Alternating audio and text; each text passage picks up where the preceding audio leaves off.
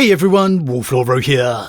Today we're discussing the Supreme Grand Master of the Grey Knights, Kaldor Draigo, as we ask if it's really time that he breaks free of the warp for good. Is a part-time chapter master no longer acceptable? No real need for a spoiler warning today, so we can waste no time and just jump straight in. So yesterday, I sat down with the morning coffee and decided to dive into this month's White Dwarf. And I was quite interested to find a little article on the Grey Knights inside. It's a pretty small article, just a few snippets and facts regarding the chapter spread over a couple of pages, surrounded by some absolutely gorgeous artwork. And as you'd expect, there's a mention of Kaldor Draigo, the current Supreme Grand Master of the chapter. Now for some, Draigo's been a bit of a controversial character in the lore in the days gone by. A soul who has survived being trapped within the warp eternally, only able to break free on temporary occasions. And he's achieved some pretty incredible feats, defeating the demon Primarch Mortarion, carving his predecessor's name into the Primarch's heart, burning the jungles of Nurgle, defeating countless greater demons, and just in general being a walking, uncorruptible powerhouse. And despite being entrapped within the warp, only able to return at random times, again he has retained leadership of the chapter, which in itself is a miracle when you come to think about it. And seeing this mention of Draigo within the White Dwarf magazine just really got me thinking on, is it time his story changed? Not the controversial history, but the present. Considering everything that's going on in the galaxy, isn't it time that Draigo's story moved on?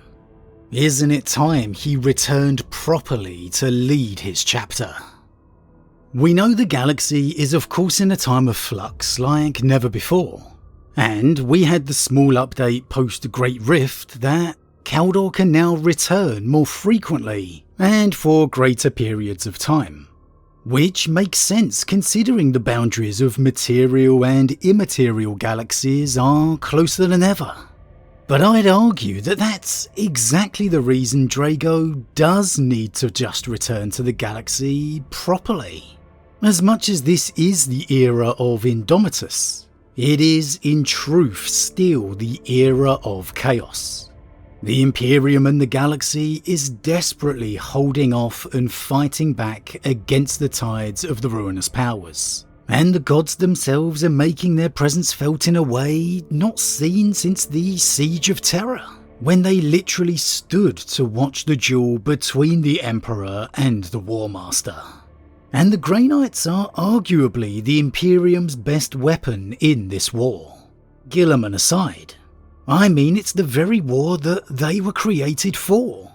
They have never been more important, more needed than they are now.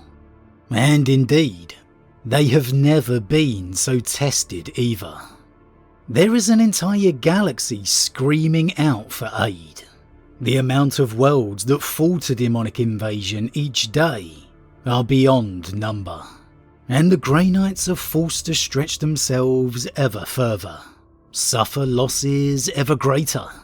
Heck, they're about to go up against Angron again at Armageddon, a battle that last time cost them over 100 of their warriors. A devastating loss for any normal chapter, let alone the Grey Knights, where each marine is truly a precious commodity.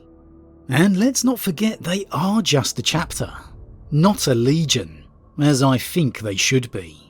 So they really are up against it, like a candle trying to hold back the dark of night.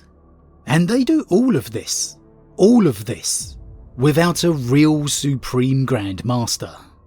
Because let's just be honest here, you can't lead a chapter when you're not present. You can't be relied upon when you could disappear in the blink of an eye.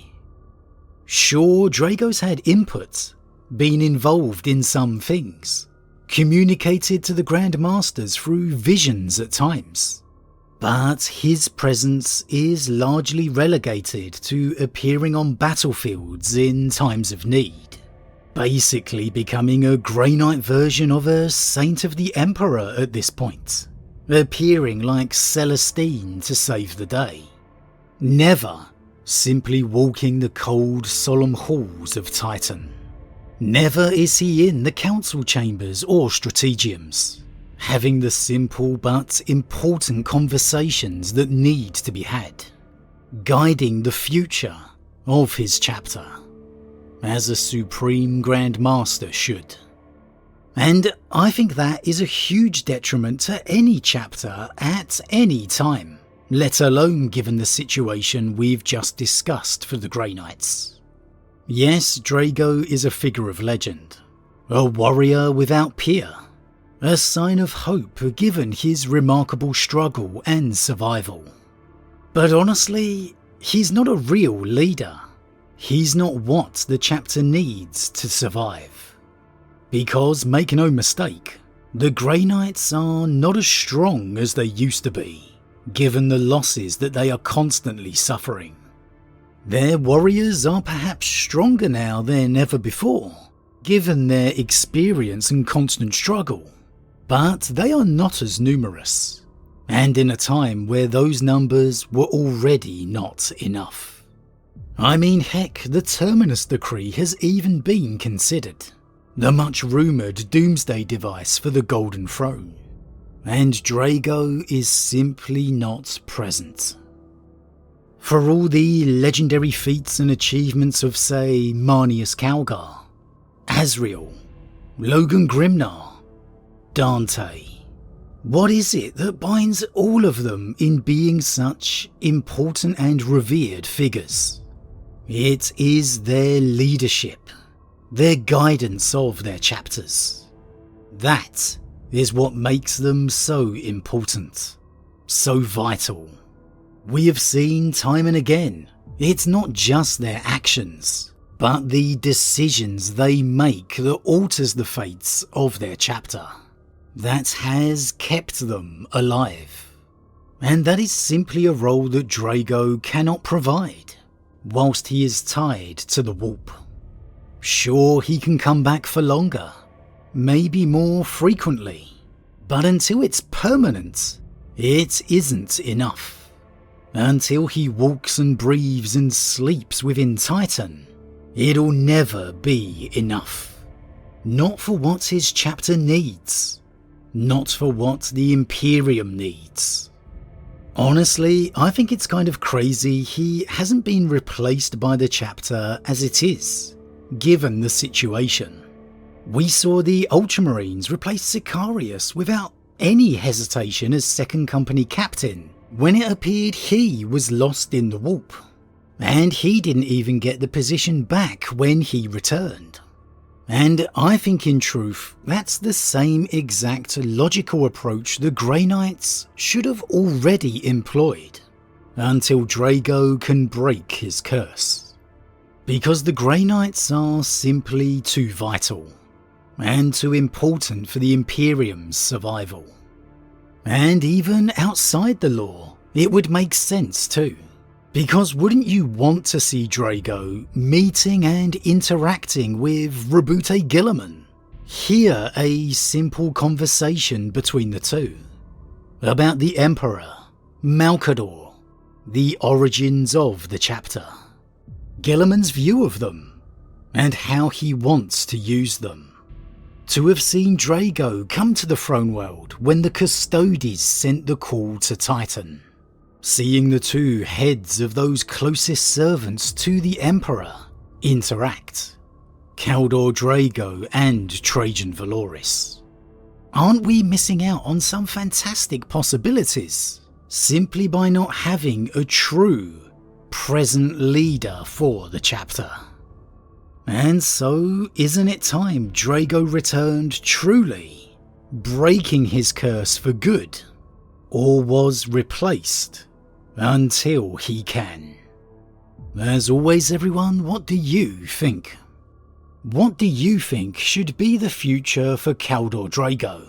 Like me, given the situation of the galaxy, do you think it's time that he broke his curse and returned to the chapter for good? Are the Grey Knights missing out on vital leadership? And is it very illogical for them to not vote for a stand-in replacement? Should Draigo become more a spiritual figurehead in the time being? Could he even go on to be seen as a saint, akin to the likes of Celestine? And who would you like to see Draigo interact with, if he can break free of his curse and be more of a presence within the lore? As always everyone, leave your thoughts in the comments below. A huge thank you to all my subscribers, your support truly means a lot to me, it really does. If you're new, please consider subscribing to help the channel grow. And if you enjoyed this particular vid, then why not drop a like on it too. But with that said, I am off, and I'll see you all again real soon.